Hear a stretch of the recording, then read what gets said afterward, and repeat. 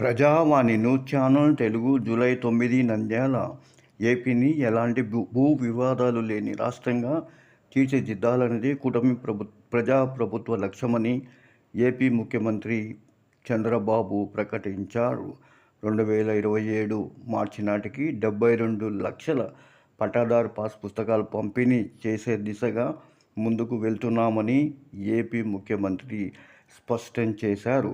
నంద్యాల జిల్లా బనగానపల్లెలో మీ భూమి మీ హక్కు గురువారం 9న నిర్వహించిన కార్యక్రమంలో రైతులకు పట్టాదారు పాస్ పుస్తకాలను పంపిణీ చేశారు.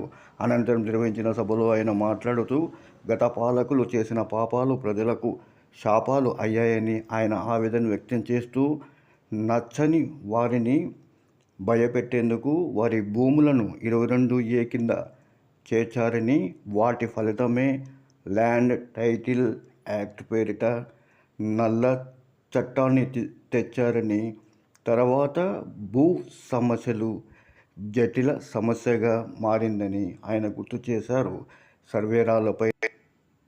సర్వేరాళ్లపైన ఫోటోలను తీసివేయించి రాజముద్రతో పట్టాదారు పాస్ పుస్తకాలను పంపిణీ చేస్తున్నామన్నారు.